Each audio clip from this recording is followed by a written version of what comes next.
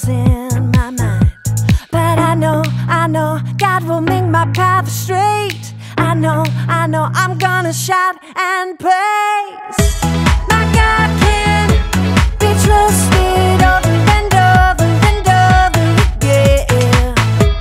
My God can be trusted over and over and over again. Over and over and over again.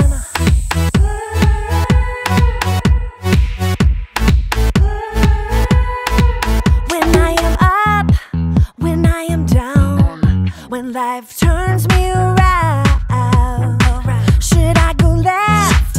Should I go right? Should I be walking in circles in my mind?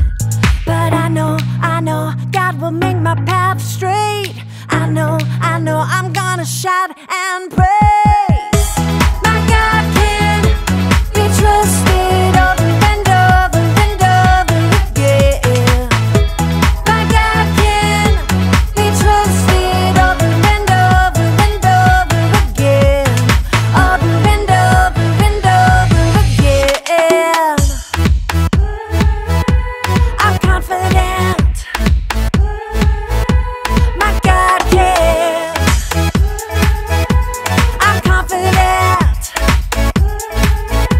My God can. I know. God will make my path straight. I know. I'm gonna shout and praise. I know. God will make my path straight. I know. I'm gonna shout and praise. My God can be trusted over and over and over again. My God can be trusted over and over and over again. My God can be trusted over and over and over again. My God can be trusted over and over and over again. Yes, He can. Over and over and over again. I'm confident. My God can. I'm confident. My God can. Over and over and over. I can trust Him. Over and over and over again.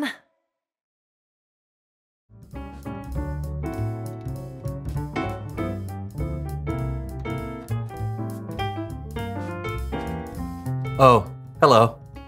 I'm John, and welcome back to The Joy of Art. Today we're going to take something beautiful, something perfect, something delicious, a real work of art, the circus peanut, and use it to create a whole new piece of art. Let's give it a try, shall we? Just look at these happy little circus peanuts.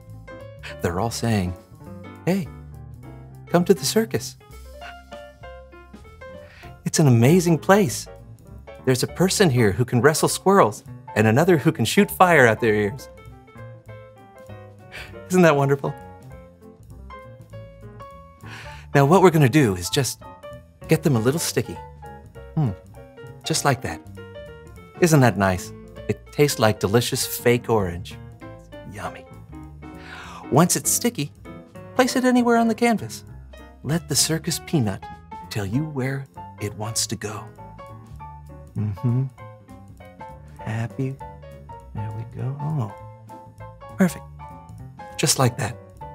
Now continue the process. This is going to be fun. Circus peanut.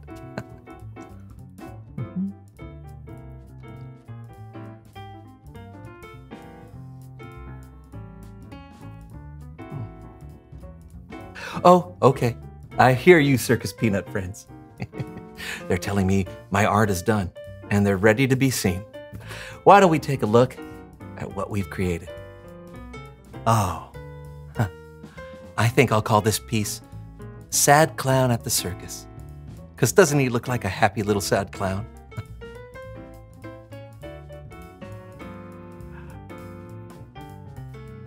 I love it when the art comes to life like that.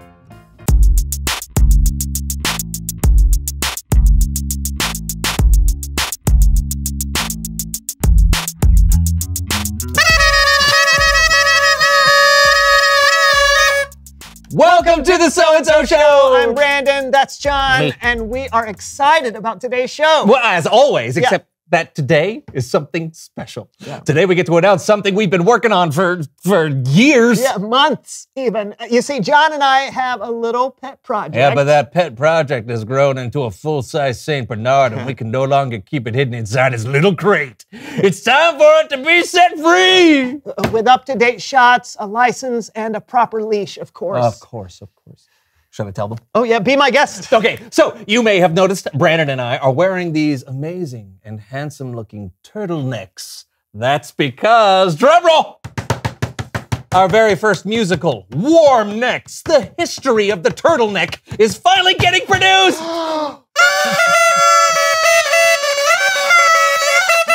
You heard him right. John and I have been working tirelessly on bringing the amazing and fascinating history of the turtleneck to musical life. Yeah, let's give them a little taste. Oh, you think so? I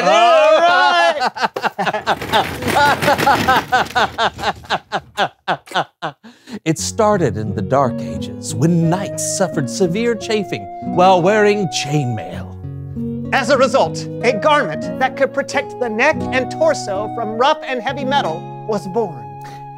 It's the Dark Age life for us. It's the Dark Age life for us. Instead of cheering, we get chafed. Instead of knighthood, we're disgraced. It's the Dark Age life.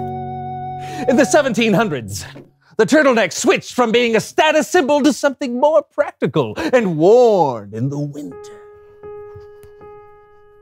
Let it snow, let it snow. This turtleneck can grow. Then, in the 1800s, the fashion moved into the sports world, where the first football uniforms were not V-necks, but the illustrious turtleneck. We don't talk about V-necks, necks. We don't talk about V-necks. In the 1950s, the fashion world was trying to get rid of the outdated turtleneck, but the hero of our story, Finn Maurice Bandana, an artist born in South Detroit, with nothing but a cold neck and a dream, kept the turtleneck alive. I am not throwing away my shirt. I am not throwing away my shirt. Even though it may look silly, keeps my neck from being chilly. And I'm not throwing away my shirt!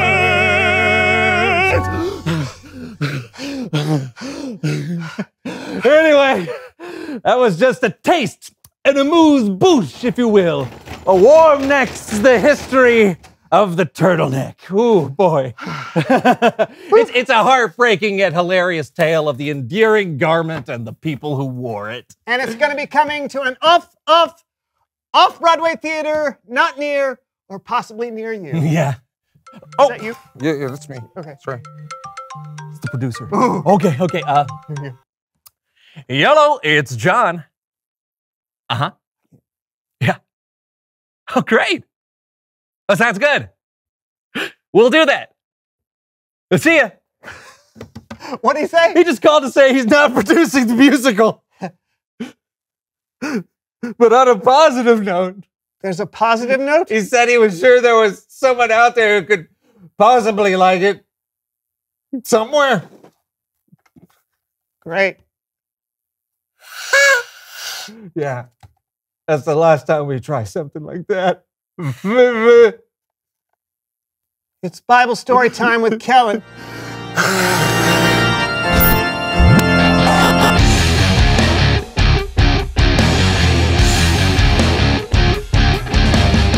Hey guys! Man, it was tough to hear about your turtleneck musical. I really thought you had something there. Yeah, we did too. Yeah, pretty disappointed. Thanks for bringing it up again. You got a story for us? I do, and maybe it will help. It's about two brothers who had a pretty rocky relationship, but really it's about a bigger plan. This is the story of two brothers, Jacob and Esau. This wasn't a part of my plan. Betrayal, anger, revenge, and a dream that would change the world forever. Wow. All this and more on Behind the Bible.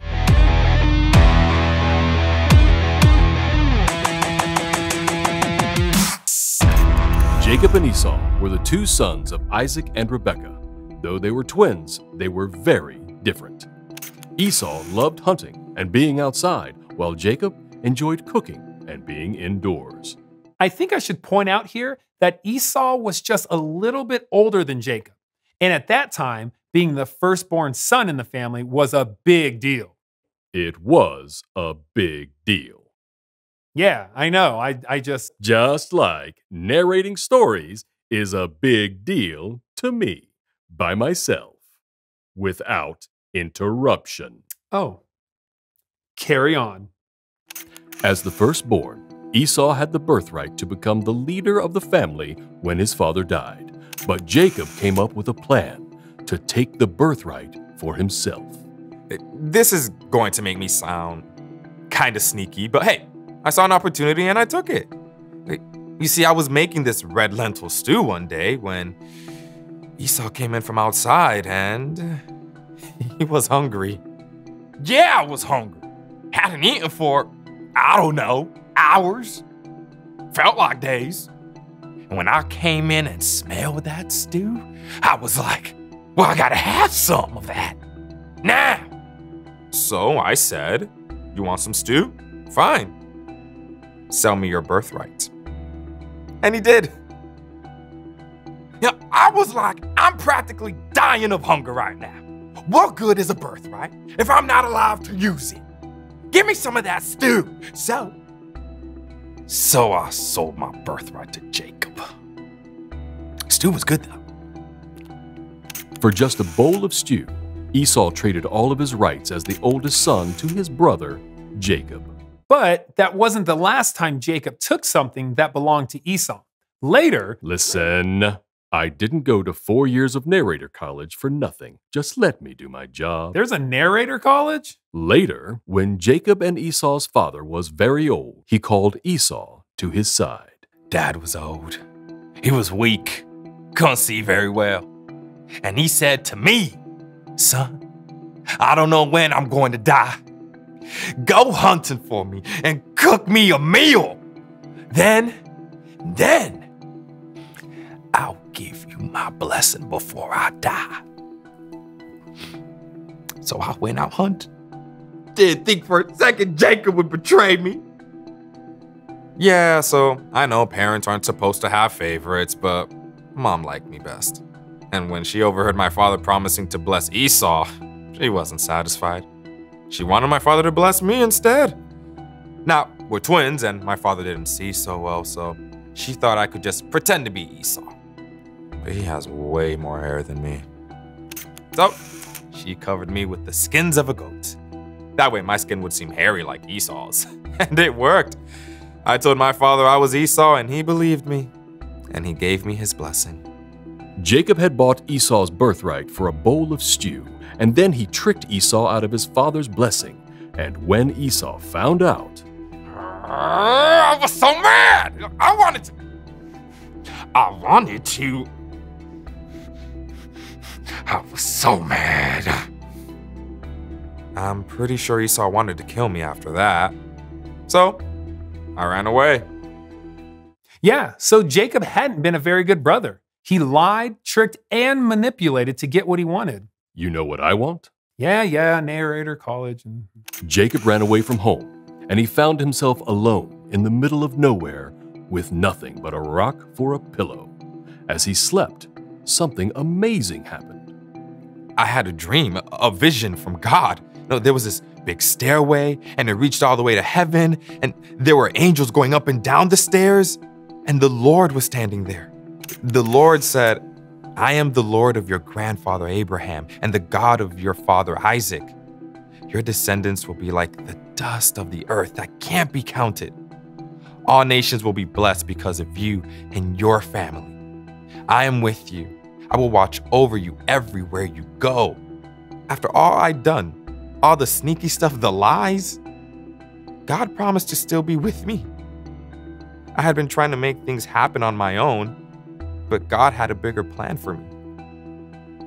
So I took my rock pillow and set it up as a sacred stone. And I promised right then and there to have faith in God. God really did have a bigger plan for Jacob and his family, a plan to bless the whole world. One of Jacob's descendants was Jesus, who died to pay for the sins of the world. Did Jacob make bad choices? Yes. Could Jacob still be a part of God's plan? 100% yes. God loves us no matter what, and you can trust that God has a plan. That was really good. Which narrator college did you go to? Oh, self-taught. Ah. This has been Behind the Bible. Goodbye. What'd you guys think? Well, I love that Jacob wasn't even close to being perfect, and yet he was still part of God's big plan. I think it's great just to be reminded that there is a plan. Yep, because you're going to have disappointments and bad days. It's going to happen. But what we can trust is that God has an ultimate plan to make things right in the world, and that hasn't and won't change. Good to know. Thanks, Kellen. You bet. I'll see you guys next time. You know, I am disappointed about the musical, but I'm not going to give up. Yeah. We've only tried one producer Yeah. and one musical. We've got way more ideas in us. We could write a musical about tube socks. Yeah, or jorts. Or some non-clothing item, maybe. Maybe. Yeah, but the important thing to remember is that God has always had a plan, so we can put our trust in God. Right on. So, yeah. reveal the question.